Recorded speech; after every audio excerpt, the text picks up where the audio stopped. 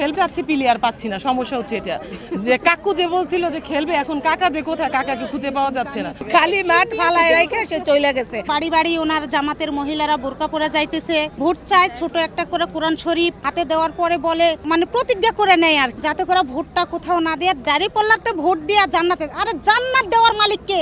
আল্লাহ। অনেক সরকারি চলে গেছে, বলছে ঠিক কথাগুলো ঠিক হয়নি। যিনি বলতেছে আমরা সবই করব, কিছুই করে না, তখন আমরা মহিলারা কিছু পাচ্ছি না। এই জন্য মানুষ বলতেই পারে। এই জন্য আমাদের জিয়া অসুস্থ, খালেদা জিয়া অসুস্থ, সে মহিলাদের জন্য অনেক কিছু করছে।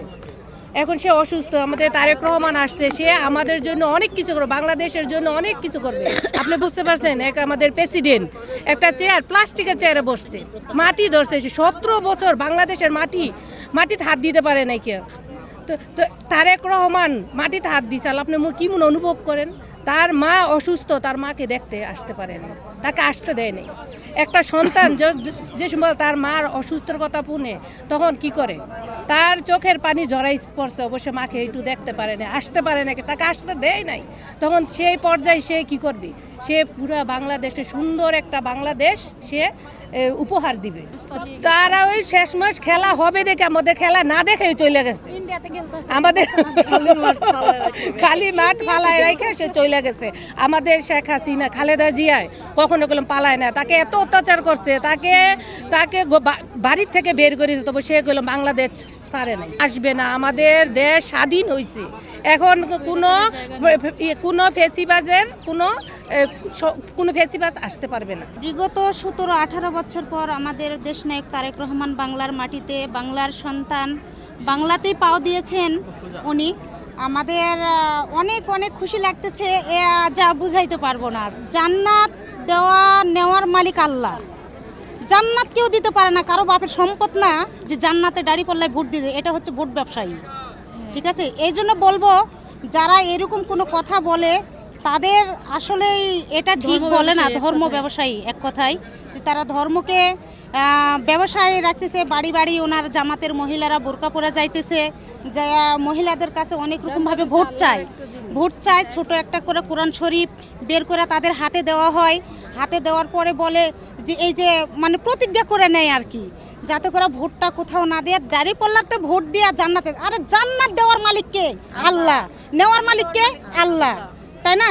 এই জন্য আমরা মনে করি, আমরা আজকে এখানে এসেছি এবং তারেক রহমান আসছে, আমরা বিএনপির পক্ষ থেকে তাকে আন্তরিক অভিনন্দন জানাই এবং আগামী দিনের রাষ্ট্রনায়ক উনি ধানের শীষের ভোটে প্রধানমন্ত্রী হয়ে আমাদের দেশে কাজ করার জন্যই সুযোগ দেওয়ার জন্য বলা হচ্ছে। আমরা স্বাধীন দেশে কেন এই মাঝারে ঢুকতে পারি নাই? পুলিশদের অত্যাচারে, আমলিগদের অত্যাচারে বারবার করে আমলিগরা আমাদের প্রতি গুলি ছড়ছে, সেই টিয়ার ছেল মারছে, সেই লাঠি ধাওয়া করছে, আমাদের কোনো জায়গায় কোথাও দাঁড়াইতে দেয়নি এবং হাতের ফোনটা নিয়ে আমরা বের হতে পারি নাই।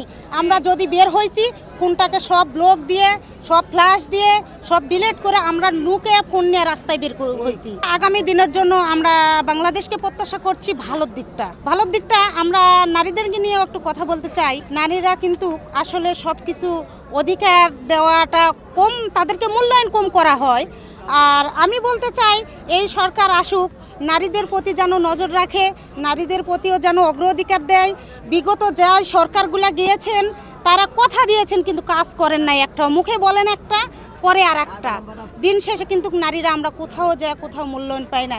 এই জন্য আমি এই দেশের সরকার যিনি হবে তাদের উদ্দেশ্য করে বলতেছি, যেন আমাদের নারীকে অবশ্যই যেন আমাদের স্থান অগ্রাধিকার দেওয়া হয় এবং আমরাও যেন সেই মর্যাদাটুকু আমরা পাই। দেশে কে আসতে পেরেছে আর কে চলে গেছে?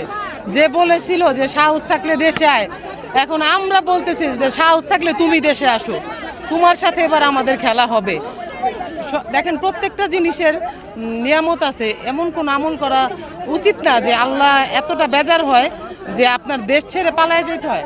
আর দেশ ছেড়ে যাওয়ার চলে আসা যে ব্যাপারটা, সেটা হচ্ছে যে দেশের ছেলে দেশে চলে এসেছে, আর যারা ভারতের জন্মের বা ভারতের সন্তান ভারতে চলে গেছে, খেলতে যাচ্ছি প্লেয়ার পাচ্ছি না, সমস্যা হচ্ছে এটা যে কাকু যে বলছিল যে খেলবে, এখন কাকা যে কোথায়, কাকাকে খুঁজে পাওয়া যাচ্ছে না।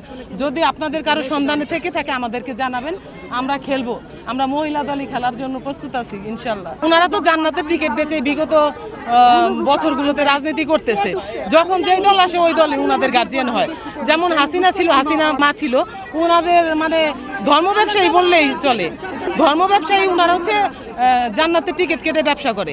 এখন হচ্ছে বিএনপি এমন একটা দল, এটা হচ্ছে সাধারণ জনগণের দল, দেশ এবং দেশের জনগণের সার্বভৌমত্ব নিয়ে আমাদের এই দলটা, সেটা আপনারা ভালো করে জানেন। তো কে জান্নাতে যাবে কে জাহান্নামে যাবে এটা তো আর জামাত ডিসাইড করার কেউ না, এটা তো আল্লাহ ডিসাইড করবে আসলে কে কোথায় যাবে। Next level, well done, side by side, free.